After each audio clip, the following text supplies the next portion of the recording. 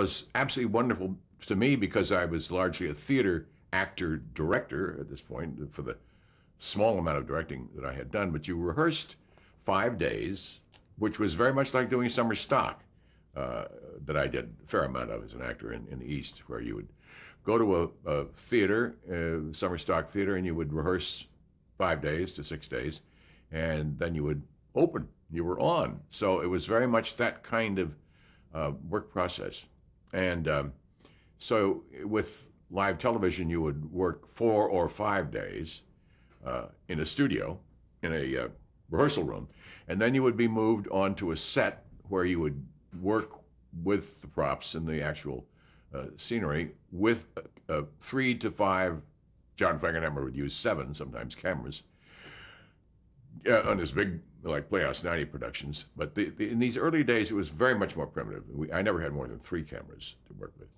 And so you would block out your camera shots with your crew, and you would show what you had done with the actors. The actors would hit their spots, use their props, and you would give the camera people their cues, where they were supposed to be, who they were framing on, and where they would move.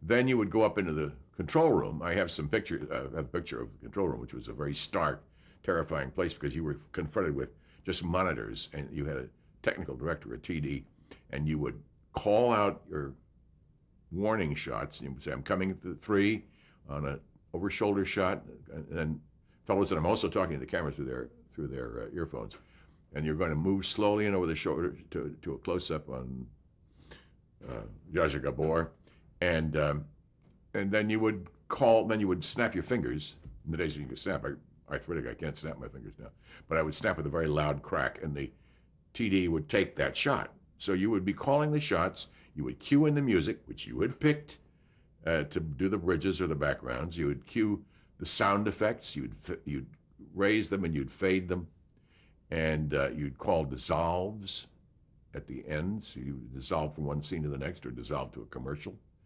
And the commercials were in the studio. There were not these incredible millions of dollars worth of commercials that we're familiar with now.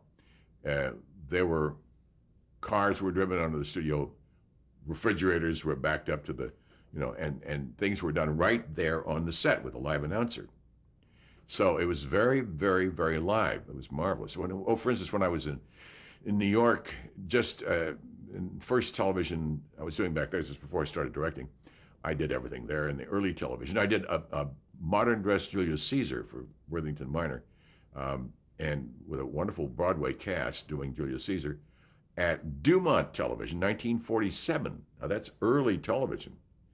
And Charlton Heston was a small part player with me, and it was, a marvelous kind of thing. So the early television was exciting because it was like the most hair-raising days of the theater. You never knew what was going to happen, and you were on, and you were on until you were off. And over again, things would happen like that. When I was doing matinee theater a couple of years later, we would have a 5:30 in the morning call for the actors for the first rehearsal, the day of the show, which was on at 12 o'clock noon. And that first rehearsal would be about 7:30, so they would be called into makeup and costume at 5:30. You'd have that first rehearsal, then you would give notes, and people would have breakfast or whatever, and you would have the second dress rehearsal about 10. You would give final notes, and then you were on the air at 12. Well, the day of the show, at 5:30, this wonderful little character lady that I had, who I thought was a very old lady, she was much younger than I am right now, and she came to me, she said, "Mr. Johnson, I've had a very bad night. My husband's been sick all night, and I've been up with him, and I'm very sleepy and very worried, and I'm afraid that I'm going to be bad on my lines." And I said, "That's all right. We'll have idiot boards put up. We'd write out the lines, and they'll hold them behind the camera. If you feel unnerved about a line coming up, just look over the camera, and there it'll be." "Oh, Mr. Johnson, that's so wonderful." So we were on the air. She was fine in the first act. She's a real trooper. She's getting through. Suddenly, she began to sort of falter in the second act. She was getting tired. The lights were hot in those days. And she came right up to the camera, and she said, whispered as though nobody else could hear it, "We're on, 9 million people are watching." And she says, "Mr. Johnson, I'm sorry, I'm up." in the lens. I said, "That's all right, darling." And I gave her the line, opened the key from the thing, and I gave her the line. She says, "Oh, thank you, Mr. Johnson."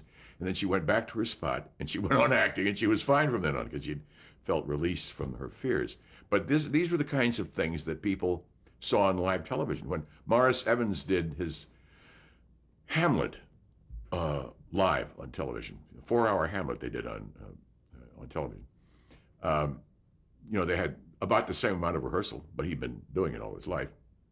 And there was the great moment when the crowd and the king and the queen and the bunch have all left, and he's alone, and he's furious, and he's plotting, and he has this great soliloquy that begins, "Now I am alone," and he has one of the first soliloquies.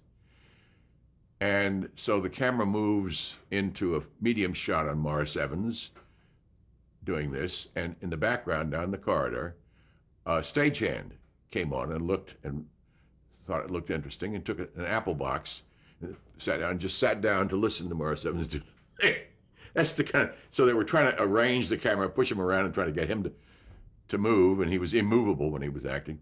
And so that's, as I say, over and over again, the kinds of things. Oh, I was acting on a matinee theater, and I was acting in a farce by Gillette called, William Gillette, called Too Much Johnson, of all things.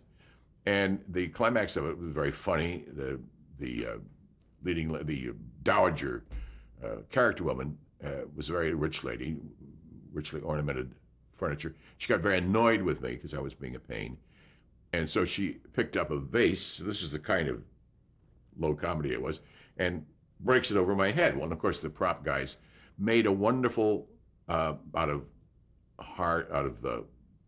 wax, frozen, so that it was a beautiful vase, full length like this on the floor, but she could pick it up and hit it over my head, and it would break in little pieces of broken wax, hard wax. Only trouble was the prop man took it out of the refrigerator and put it on the set at the beginning of an hour show, and this was the tag an hour later. So when she said, "I've had just about enough of you, Johnson," she picked up the vase and went like this, and I went, "Brrr." I was bathed in warm wax. So this was the ludicrous kinds of things that happened on live. It was great fun. As a director, were there any other instances like that? Endless, many. Nothing comes. Oh yes, I was doing Dracula with John Carradine, and he played it in the theater. He was very, very theatrical, as you recall. And he came to me on the day of the final dress rehearsal and going on the air at noon. "Mr. Johnson, I have a wonderful prop that's unfailingly effective in the theater. I have these fangs that when I lean over the young lady and I'm going to suck her blood, her throat, I drop the fangs. They come out like this. Well, it's this most dreadful looking theater trick we wouldn't find from the 15th row of a theater, but in close up on camera, it looked just exactly like what it was. And I said, "Oh, Mr. Carradine, that must be very effective, but let's not do it. I think, you'll throw the actress, it'll be hard, and it's a very big close-up. We're close on you, just you two heads, her neck and your face, and I think it's a little much." "Very well, sir." By God, we get to that point. He is not to be deterred. The cameras are going in close, and suddenly these fangs came out. It's unbelievably awful, and I'm trying to, and there's no way I can get away from it. He's the last shot in the movie, in the theater. So that's, over and over again, these are the kinds of things that happen. But no, there were a lot of very orderly and went without a flaw kinds of shows. I'm just picking out some of the lifelong nightmares.